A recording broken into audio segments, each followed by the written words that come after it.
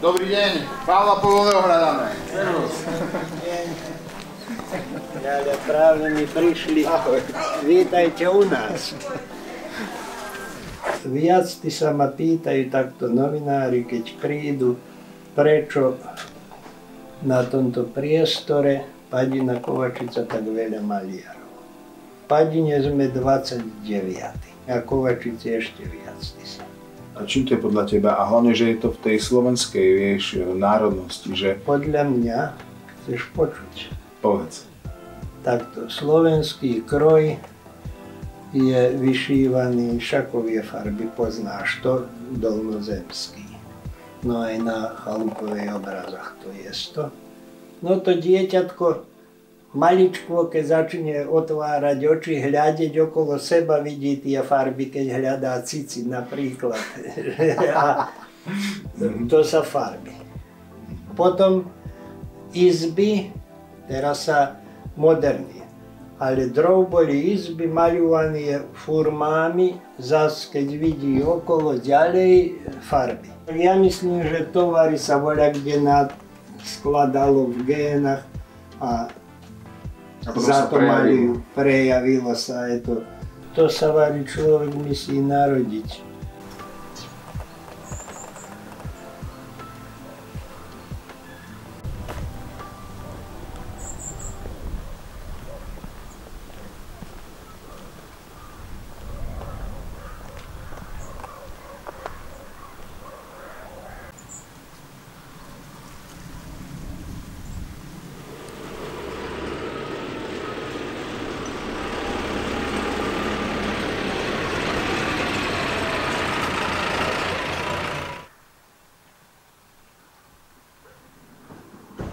Poviem vám tak, že som celkom obyčajná žena z dedine, odmali maľujem, nikto ma neučil maľovať, rodičia mi nikdy nebránili, oni boli obyční sedliaci a doteraz mám veľa ideov, ešte stále maľujem, moje obrazy ma odviedli po celom svete. Som rada, že taká spolupráca krásna sa vyvíja medzi Slovenskom a už myslím sa vyvíjala aj od drov medzi Slovenskom a Srbskom, medzi Kovačicou napríklad a Košiciami. Som rada, že majú príležitosť mladí ľudia sa zoznámiť s takýmito obrazami, lebo my maliari sa snažíme do týchto našich obrazov, keďže sme sa neučili maľovať, utkať čo viacej lásky, ktorá voľa kedy bola na tejto zemi veľmi prítomná, čo v dnešnej dobe ľuďom to veľmi chýbe.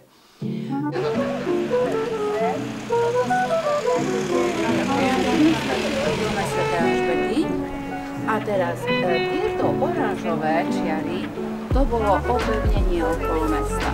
Dávno. Dve sú v Košiciach, jedno je tu na Dominikánskom kostole.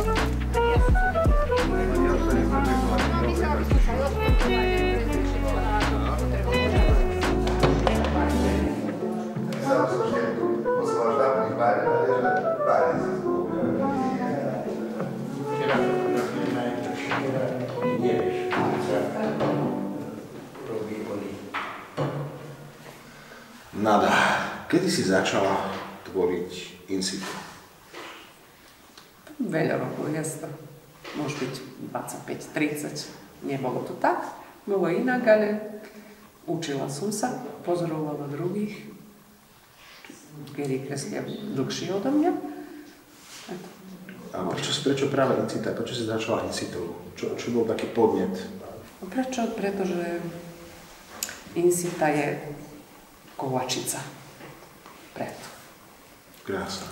Ako chlapec, bavilo ma to, nebavilo, až jedného dňa som odišiel k tete Zuzane Chalupovej, a tu sme všetci volali Kovačičania, a ona mi vysvetlila, že no, toto je plátno, ľanové plátnici treba cinkovej zbírke dá terpecín a danový olej, neviem čo, olejové farby a toto takto urobíš, potom toto takto. To znamená, tie majstrovské práce okolo samej výrobe toho plátna maliarského a ďalej vraví, toto ti som pomohla a teraz to rob svoje. Ale keď namalíš prvý obraz, dones mi ho nemíde.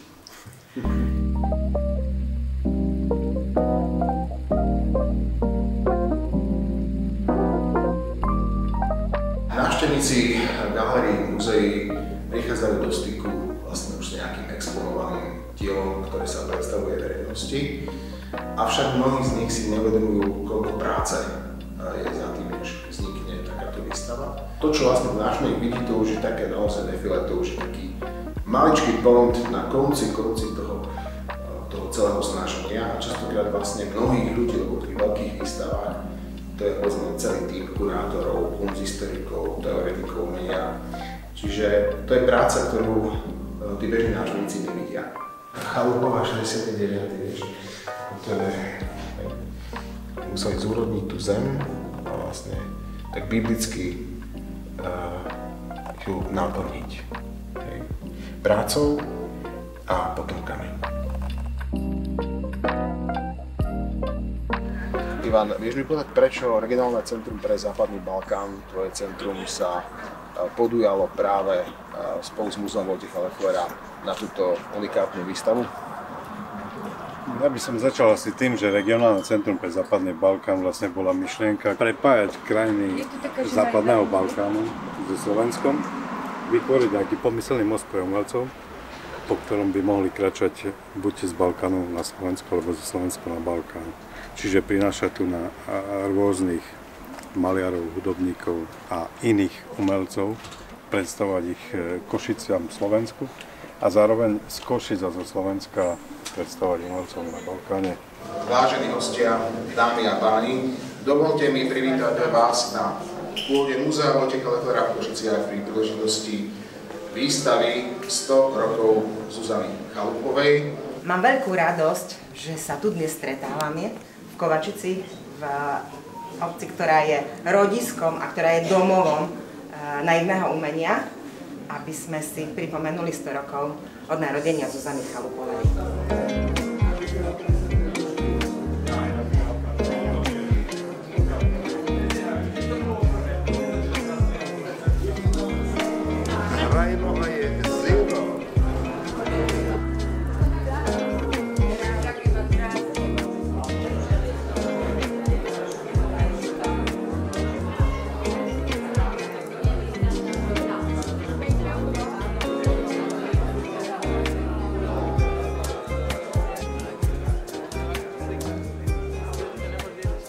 Banatskí maliari vystavili tie svoje prvé práce, keď Kovačica oslavovala svoje 150. narodeniny.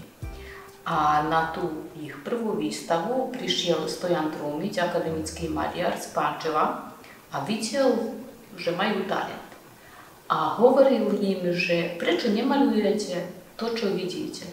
Znamená domáce zvieratá, každodenný život, váš každodenný život, práca v poli. To, čo poznajú. To, čo poznajú, áno. Tak už 1953.